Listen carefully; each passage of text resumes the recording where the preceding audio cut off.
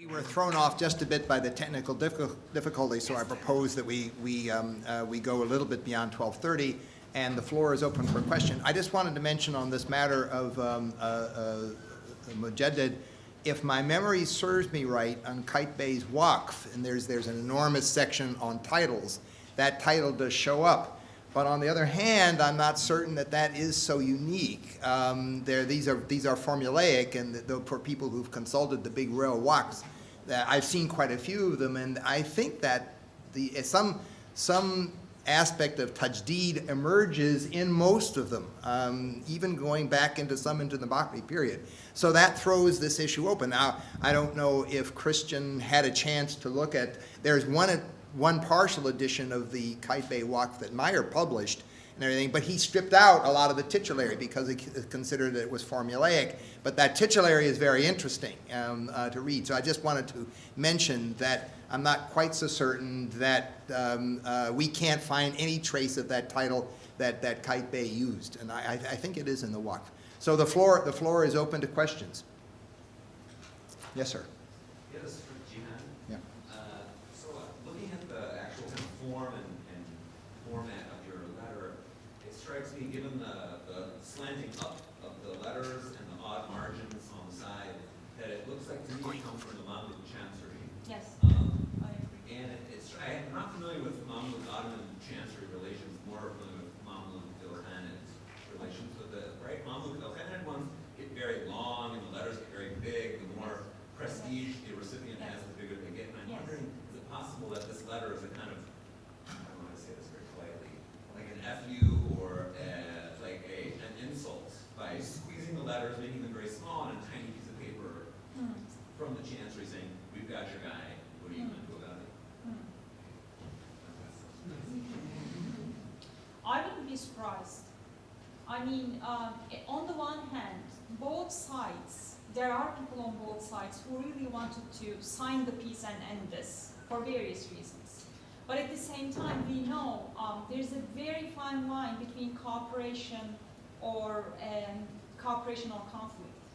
And that's always the issue. So while, in a sense, they are giving this paper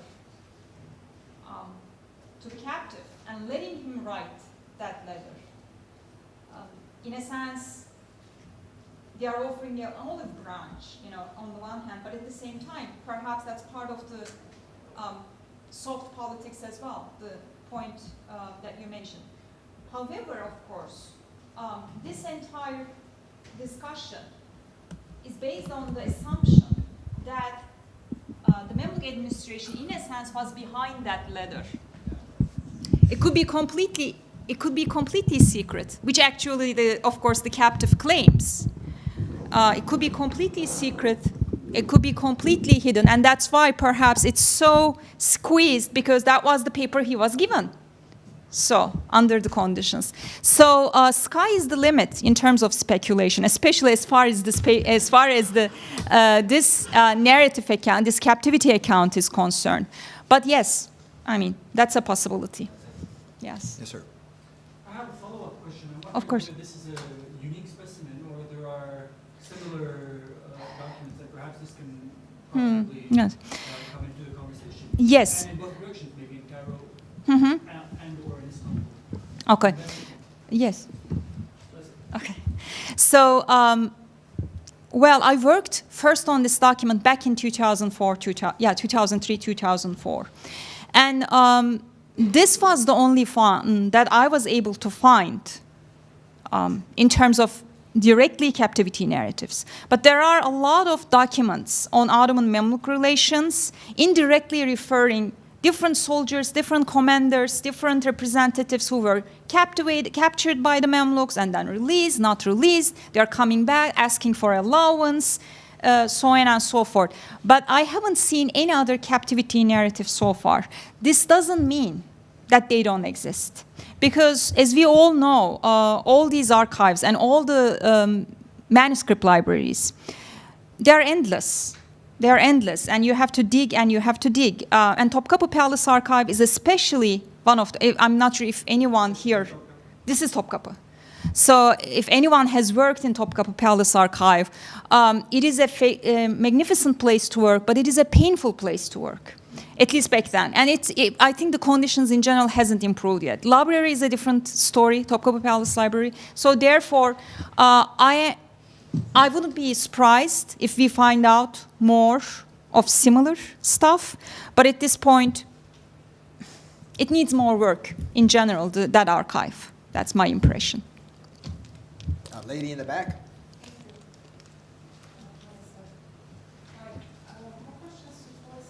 Yes.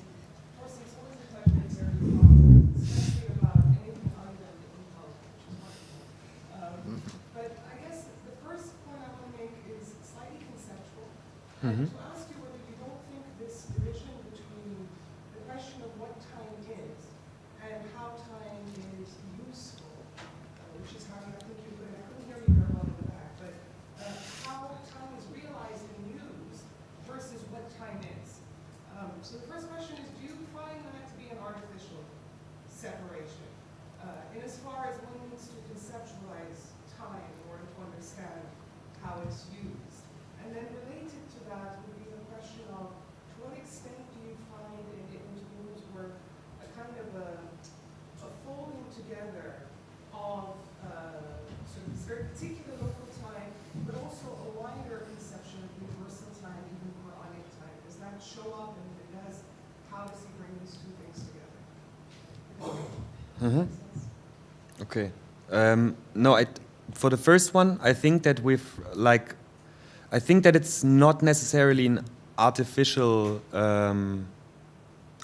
distinction, because there's, I mean, at least with regard to conceptualizations and realizations of time in writing, I think there is a difference between that time and actually the experienced time that was happening while this text was written.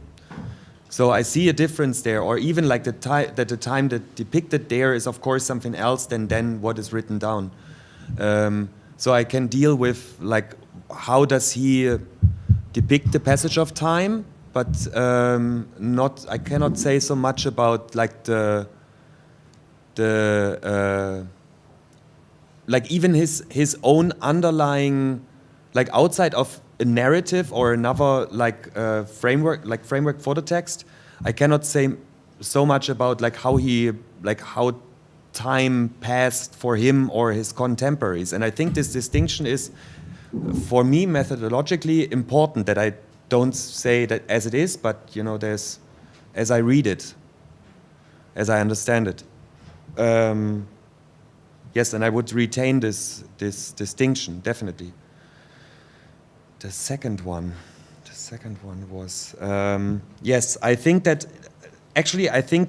there is a number of works that he has where actually just time kind of gets pushed out. And the mode by which he does that is by citing other people. And then basically, or time is then not something linear. It's also not cyclical. It's more, and now I lack the term. It's that time is basically, it's a line that is, everything is there. It's not sequential, but it's everything is, every point in time is already available, and he jumps between them in his works. So there's basically, I have this still not quite worked out idea that instead of talking about, for instance, biographical dictionaries as the archive of the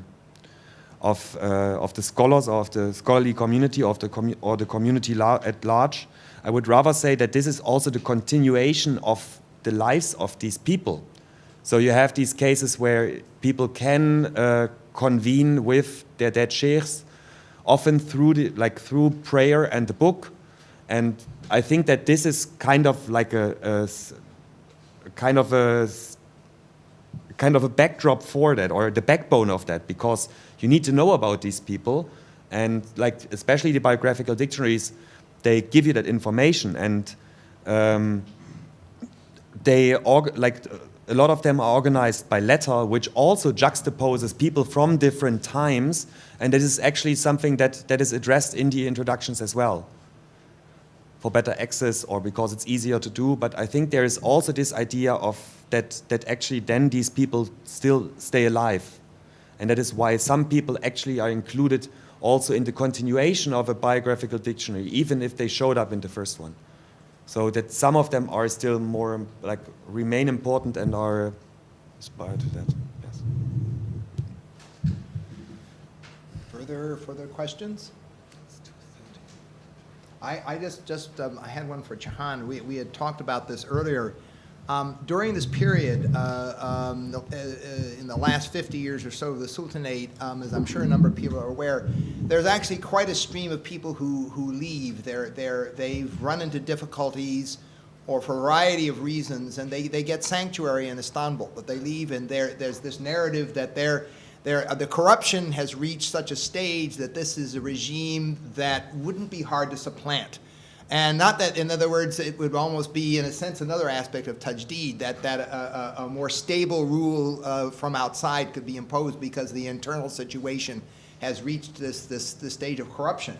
And I was wondering if you could comment in the context of a prisoner letter like this, because it's very interesting, the whole issue. We don't even know if this is the actual artifact. Was it copied from other things? And that of course, is pure conjecture. Of course. Of course. Do you want me to talk about refugees? Sure, or? yeah. Okay. So refugees are in and of itself an endless issue between Ottoman and Mamluks, but especially for the last 50 years, for instance, there were a couple of very prominent Mamluk commanders who sought refuge in Ottoman lands, not necessarily in Istanbul. One of them I know specifically. I was able to, I knew about his escape to Ottoman lands from Mamluk sources, but he was never mentioned in any Ottoman chronicle. And in the archive, I wasn't able to place him either. And at that point, actually, I wasn't thinking about him very directly. And then, lo and behold, in one manuscript about Bayezid II's reign, it was his accounting book, in a sense, as we Ottomanists call it, in Amat Defteri. And there, he was there, regularly sent money, regularly sent gifts, but to Konya, always to Konya, because he was in Konya. He was not in Istanbul. So in any case, that's a completely different, that in and of itself deserves, I think, at least one chapter or one separate paper. And the last 50 years in that sense is quite dramatic and quite interesting. And I know, again, from archival research, there were people who were sending from Mamluk lands to the Ottoman sultans, giving him information and intelligence. And of course, everybody knows about Hayr Bey in that context. But there were others who did that regularly to the Ottoman court. So there is that. And unfortunately, as always, the problem here, we don't have the Mamluk archives. We don't have the Mamluk documents. I'm 100% sure, there were people who were doing the same thing on the Ottoman side for the Mamluk court. Jem, well, he's quite obvious. No. In terms of refuge? Sorry. I was thinking about spying and intelligence. Yeah, you're absolutely right. Jem is, of course, the best known example. So, yes, that's in and of itself, in terms of exchanges between these two lands, there are scholars, there are pilgrims, there are Sufis, as a couple minutes before the presentation, Torsten and I were discussing this issue, and then there are refugees, political refugees. So it's a multi-layered issue. Was I able to address the issue? Sorry. Any further questions? All right, well then we will. There's one Oh, I'm sorry, I didn't see in the back. Yes, yeah.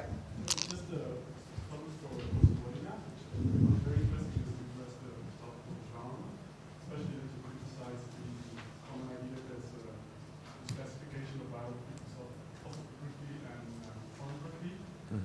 As I can teach in Robinson's book, they even growing increasingly dissatisfied with this classification. And I think you made a comment in the sense that temporality sort of influences narrative. And then we move to Genet, his relationship between mode and object.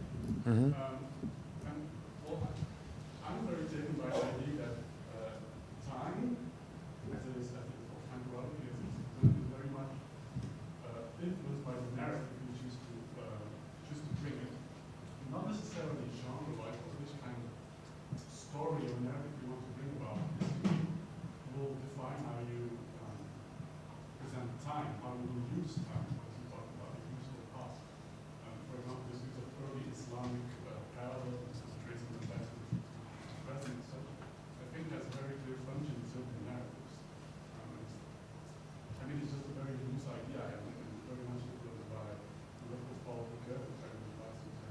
Mhm.